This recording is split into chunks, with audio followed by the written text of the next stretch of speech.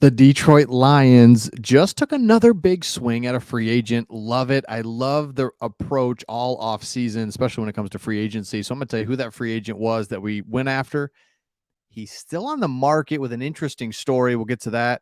And also, we'll look at the depth chart at that position and see what we're going to do because it clearly looks like we're looking to add to that position and probably do that in the draft. So the Lions took a big swing at let me pull it up here, at a tight end. So I've been saying for a while now, don't care about adding a tight end. And you guys, let me know in the comments, add a tight end or not. We've all seemed to be pretty happy with our kind of a no-name tight end room because they just worked last year. You trade away Hawkinson, and then Zylstra has like 3 TDs in one game. It just feels like you can plug and play tight ends into our offense and be just fine. So the Lions, they went after Foster Moreau, and he was one of the top tight ends in this year's free agency. So we put an offer into him, but what ended up happening, I don't know if you guys know this story or not, but he's 25 years old. Morrow's 25 years old.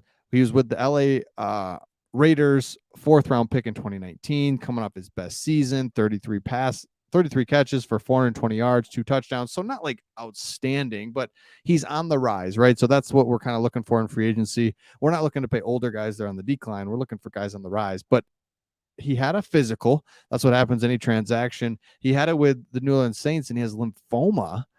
So he took a break, but the outlook seems very positive. So it doesn't look like his career is going to end. So in fact, it looks like he didn't take a break, and it's more of a when can he come back and not if. So there's still some question marks, but the point is the Lions, and hope he gets better, but the Lions are looking to add more.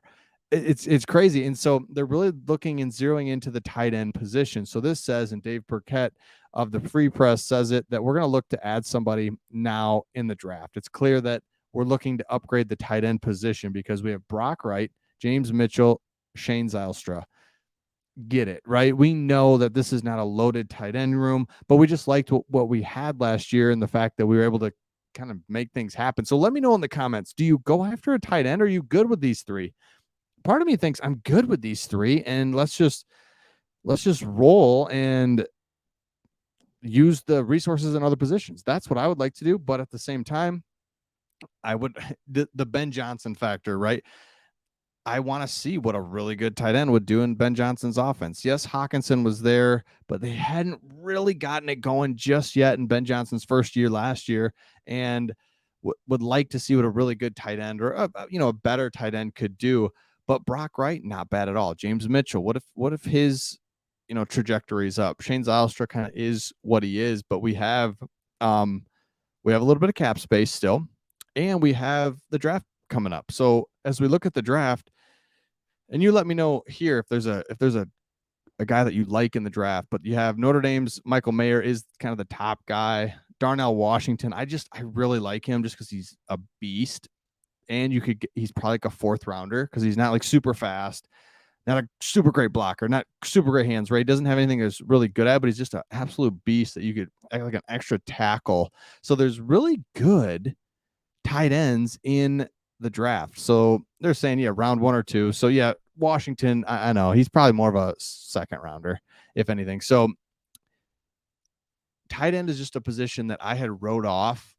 Like, we don't need it. We know the things. We need defense. But I think Brad Holmes just wants to get better everywhere, which is just, like, duh, right? Everyone, yeah, that's what we want to do. But no, really, it's like you can't get better everywhere. It's like, no, we're going to try.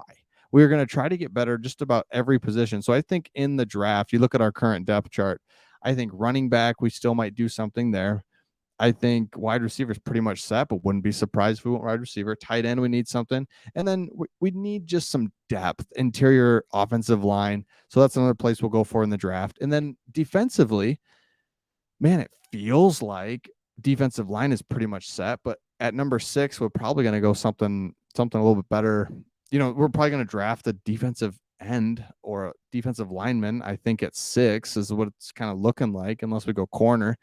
And then we're going to upgrade corner because what's his name's gone? Okuda. So, and then linebacker, of course, we just literally need some depth here with Derek Barnes, Jalen Reeves, Maven are there, but we need some depth at linebacker. So let me know your thoughts in the comments. Tight end, or let's use it for other resources. I don't like getting a tight end. I like where we're at, but at the same time, it can't hurt. It can't hurt to upgrade it. That is a position that's a little bit weak. And so if we can upgrade that, that would be outstanding. So let me know your thoughts in the comments, and we'll see all of you on the next one.